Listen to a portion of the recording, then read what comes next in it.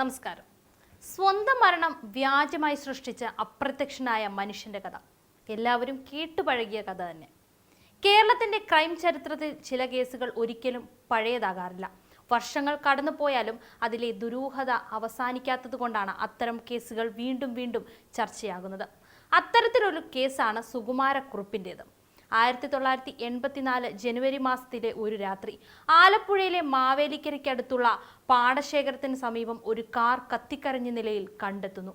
കാറിനുള്ളിൽ ഒരാളുടെ മൃതദേഹവും ഉണ്ടായിരുന്നു.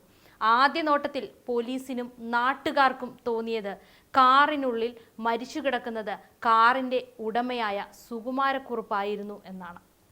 പക്ഷേ ആ മൃതദേഹം സുകുമാരക്കുറുപ്പിൻ്റെതായിരുന്നില്ല.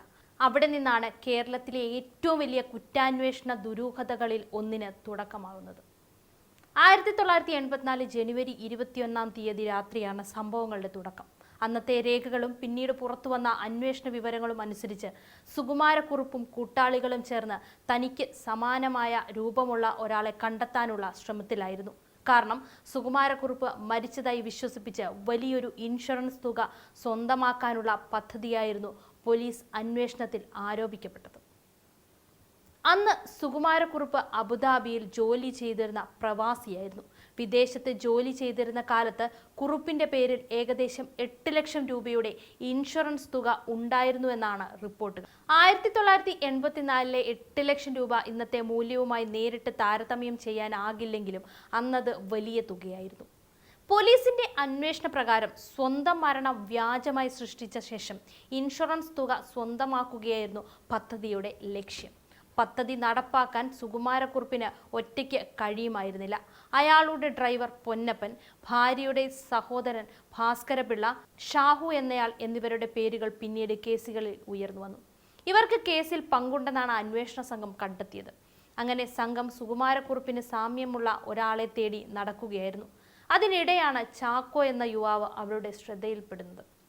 ചാക്കോ ആലപ്പുഴ സ്വദേശിയായിരുന്നു. സിനിമാ വിതരണ സ്ഥാപനത്തിന്റെ പ്രതിനിധിയായി ജോലി ചെയ്തിരുന്ന ആളായിരുന്നു. കുടുംബജീവിതവുമായി മുന്നോട്ടു പോവുകയായിരുന്നു ചാക്കോ. മുന്നിലെന്ന് മറ്റൊരു ദുരന്തം കാത്തിരിക്കുന്നുണ്ടെന്ന് ചാക്കോ അറിഞ്ഞിരുന്നില്ല. 1984 ജനുവരി 21 രാത്രി ചാക്കോ വീട്ടിലേക്ക് മടങ്ങാനുള്ള യാത്രയിലായിരുന്നു. അവിടെ വെച്ചാണ് സുകുമാരക്കുറുപ്പും സംഘവും ചാക്കോയെ കാറിൽ കയറ്റിയതെന്നാണ് പോലീസ് അന്വേഷണത്തിൽ കണ്ടെത്തിയത്. തുടർന്ന് ചാക്കോ കൊല്ലപ്പെടുന്നു. ഇവിടെ നിന്നാണ് കേസിന്റെ ഏറ്റവും ഭയപ്പെടുത്തുന്ന ഭാഗം ആരംഭിക്കുന്നത്. ചാക്കോയുടെ മൃതദേഹം സുകുമാരക്കുറുപ്പിൻ്റെതായി തോന്നിപ്പിക്കാനായിരുന്നു ലക്ഷ്യമെന്ന് അന്വേഷണത്തിൽ കണ്ടെത്തി. മുഖം തിരിച്ചറിയാൻ ബുദ്ധിമുട്ടുന്ന തരത്തിൽ മൃതദേഹത്തിന് കേടുപാടുകൾ വരുത്തിയതായും പിന്നീട് അന്വേഷണ റിപ്പോർട്ടുകളിൽ വിവരിച്ചു. തുടർന്ന് മൃതദേഹം കാറിന്റെ ഡ്രൈവർ സീറ്റിൽ ഇരുത്തി കാറ് കത്തിക്കുകയായിരുന്നു. പദ്ധതി വിജയിച്ചിരുന്നെങ്കിൽ കത്തിക്കരിഞ്ഞ മൃതദേഹം സുകുമാരക്കുറുപ്പിൻ്റെതാണെന്ന് എല്ലാവരും വിശ്വസിക്കുമായിരുന്നു എന്നായിരുന്നു അവരുടെ കണക്കുകൂട്ടൽ. പക്ഷേ അവരുടെ ആ കണക്കുകൂട്ടൽ തെറ്റി. 1984 ജനുവരി 22 മാവേലിക്കരയ്ക്കും ചെങ്ങന്നൂരിനും ഇടയിലുള്ള പ്രദേശത്തെ പാടശേഖരത്തിന് സമീപം ഒരു കാർ കത്തിക്കരിഞ്ഞ നിലയിൽ കണ്ടെത്തി. കാറിന്റെ നമ്പർ KLQ 7831 എന്നായിരുന്നു.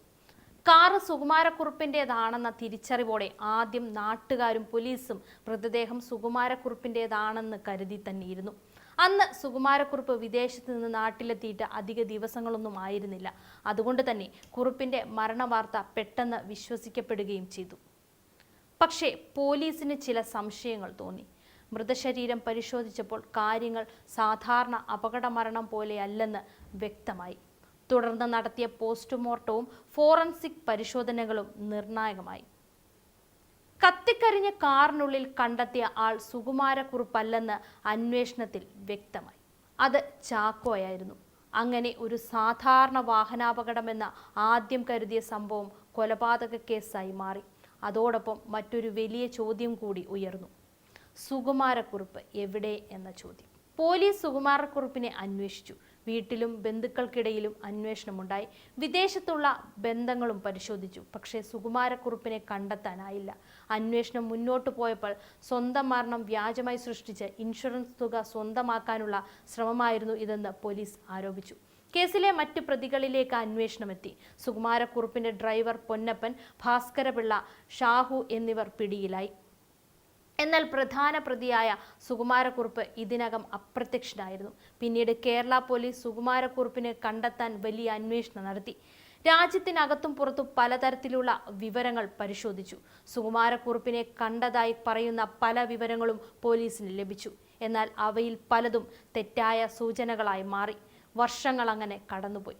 1984 തുടങ്ങിയ അന്വേഷണം 1990കളിലേക്കും പിന്നീട് 2000ങ്ങളിലേക്കും നീണ്ടു. സുകുമാരക്കുറുപ്പ് എവിടെയാണെന്ന ചോദ്യത്തിന് കൃത്യമായ ഉത്തരം അപ്പോഴും ഉണ്ടായില്ല.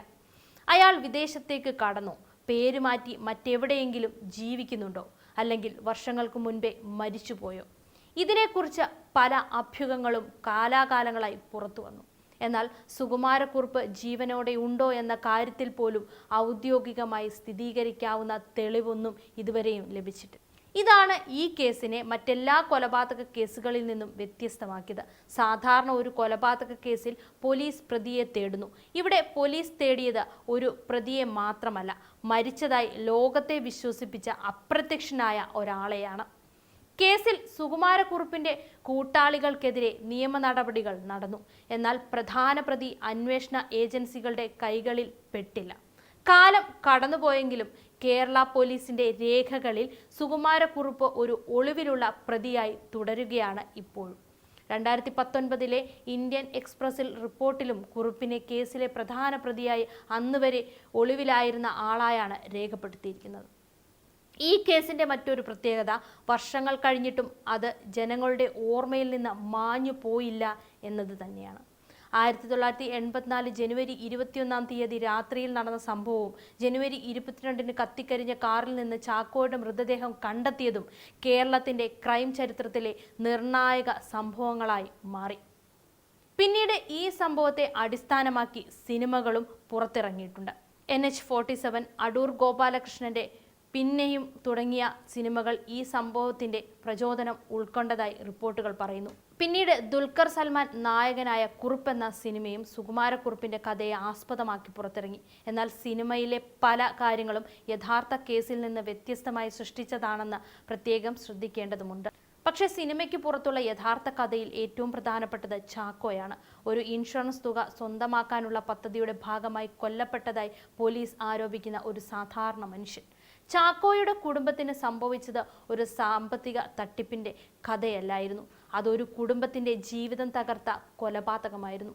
1984 ജനുവരി 21 രാത്രിയിൽ വീട്ടിലേക്ക് മടങ്ങുകയായിരുന്ന ചാക്കോ പിന്നീട് വീട്ടിലെത്തിയില്ല. ജനുവരി 22 കത്തിക്കരിഞ്ഞ കാറിനുള്ളിൽ കണ്ടെത്തപ്പെട്ട മൃതദേഹം ചാക്കോയുടേതാണെന്ന് തിരിച്ചറിഞ്ഞു.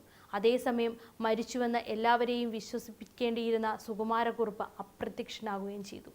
അന്വേഷണം വർഷങ്ങളോളം നീണ്ടു. പോലീസ് മാറി, ഉദ്യോഗസ്ഥർ മാറി, കാലം മാറി, സാങ്കേതിക വിദ്യ മാറി. പക്ഷേ സുകുമാരക്കുറുപ്പ് എവിടെയെന്ന ആ ചോദ്യം മാത്രം മാറിയിട്ടില്ല.